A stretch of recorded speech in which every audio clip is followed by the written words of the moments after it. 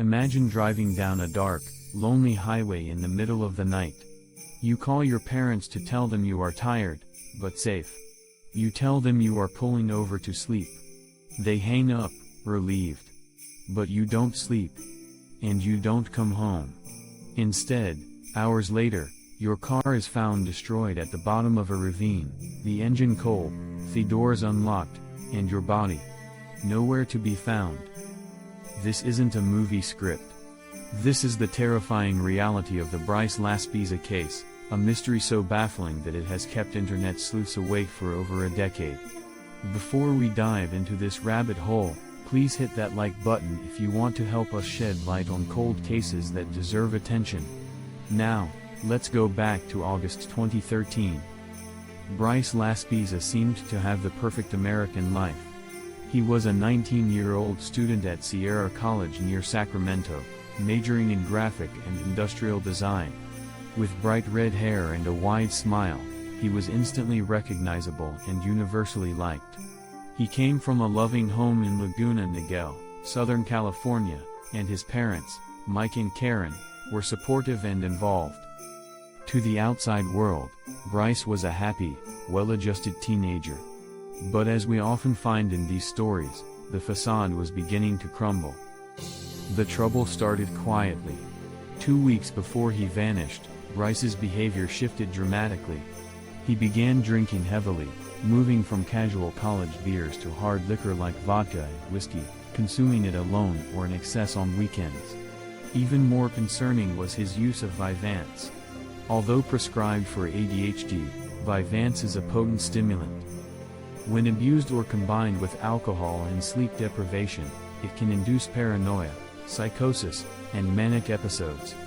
Friends reported that Bryce was staying up for days at a time, playing video games with a manic intensity, his eyes wide and unblinking. The first major warning sign appeared on August 27.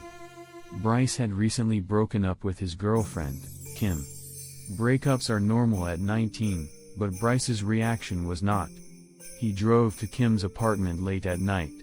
Instead of going in, he sat outside in his Toyota Highlander for hours. When Kim came out, she realized he had taken her car keys. He wasn't violent, but he was confusing. He eventually returned the keys, but the message was clear: Bryce was not himself. He sent a text to his mother, Karen, that simply said, "I love you." A sweet message in isolation, but terrifying in context. The next day, the behavior escalated from strange to alarming. Bryce went to visit a friend and offered him his Xbox console and a collection of games. For a 19-year-old gamer, this is unheard of. He also gave away a pair of diamond earrings that his mother had gifted him. In criminal psychology, giving away prized possessions is a classic, textbook precursor to suicide. It's a way of cleaning house before the end. But when his friend asked if he was okay, Bryce insisted he was fine. He just wanted to go home to see his parents. On August 28, Bryce finally got into his beige 2003 Toyota Highlander. It was 10 p.m. The drive from Northern California to his parents' home in Laguna Niguel should have been a straight, boring 7-hour shot down Interstate 5. He should have been home for breakfast. But Bryce had entered a zone where time and logic no longer applied. His first stop was a town called Buttonwillow. And this is where the mystery truly begins. By the morning of August 29, his parents were frantic. Bryce wasn't home. They checked their cell phone provider's family locator service. The dot on the map showed Bryce was sitting just off the highway in Buttonwillow. He wasn't moving. He wasn't driving. He was just sitting. Mike and Karen called him repeatedly. When he finally answered, his voice was sluggish. He claimed he was just hanging out. Hanging out alone, in a car, on the side of a desert highway, for hours on end. Desperate to get him moving, his parents called their insurance provider to request roadside assistance, thinking perhaps he had run out of gas and was too embarrassed to say so. A technician named Christian arrived at the scene. "This is a crucial piece of evidence," Christian spoke to Bryce face to face. He later reported that Bryce was polite, well-spoken, and clean. He didn't smell of alcohol. He didn't seem high. Christian put 3 gallons of gas in the tank and even offered to follow Bryce back to the highway. Bryce declined the help, but Christian watched him physically drive the car back onto I-5 and head south. But Bryce didn't go south. He didn't go home. In a move that defies all explanation, Bryce drove a few miles, turned around, and returned to the exact same spot in Buttonwillow. He parked the car and sat there for another 13 hours. Imagine the heat of the California sun beating down on that car. Imagine the boredom. What was he thinking about? Was he fighting voices in his head? Was he waiting for someone? Or was he simply paralyzed by an inability to make a decision? During this 13-hour marathon of silence, the police got involved. Officers from the Kern County Sheriff's Department approached the vehicle. They found Bryce sitting in the driver's seat. They asked him to step out. They performed a field sobriety test, asking him to walk a straight line and follow a light with his eyes. He passed every test with flying colors. They searched the vehicle for illegal drugs or weapons. They found nothing. Because Bryce was an adult, lucid, and had committed no crime, the police were powerless. They couldn't force him to go home. They told him to call his mother, which he did, and then they left him there. The phone calls with his mother, Karen, during this time are heartbreaking. She begged him to come home. She told him to sleep if he was tired. At one point, Bryce offered a strange, cryptic explanation. He said, "I have a lot to talk to you about." When she asked what, he refused to answer, saying he would only tell them in person. He also mentioned that he had stopped to buy a soda, trying to sound normal. Finally, at 2:09 a.m. on August 30th, he called one last time. He told his parents he was tired and was going to pull off the road to sleep. He gave his location, 5 and 5. He meant the intersection of the I-5 and Highway 126. His parents, exhausted from worry, finally went to bed, believing their son was sleeping safely in his car and would be home in the morning.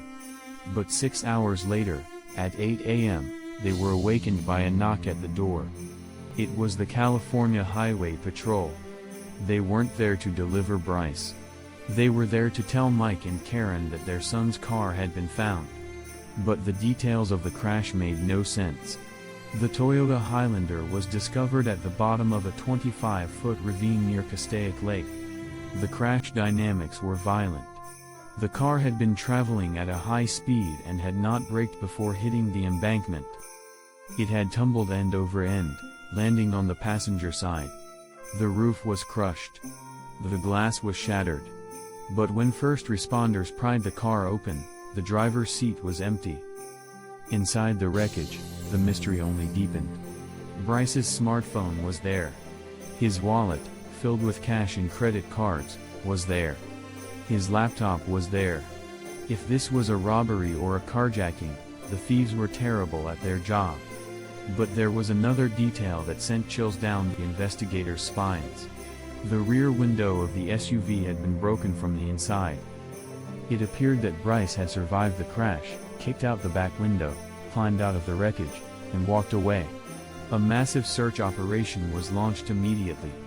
The terrain around Castaic Lake is unforgiving: dry brush, steep cliffs, and scorching heat. Helicopters with thermal imaging cameras scanned the ground. Divers were sent into the murky waters of the lake, feeling along the bottom for a body. Bloodhounds were brought in to track Bryce's scent. The dogs picked up a trail from the crashed car. They followed it down the ravine, to a paved access road near the lake. And there, in the middle of the road, the scent just stopped. It vanished.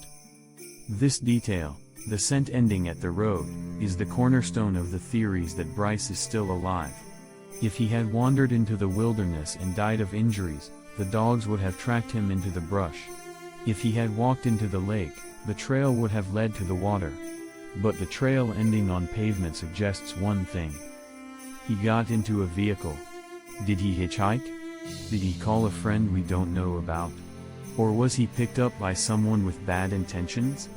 In the weeks following the disappearance, bizarre sightings began to pour in. A witness at a soda shop in Oregon claimed to have served a young man with bright red hair who matched Bryce's description. Another person claimed to see him walking near the crash site days later. But the most gruesome lead came when a burned body was discovered in the area weeks later.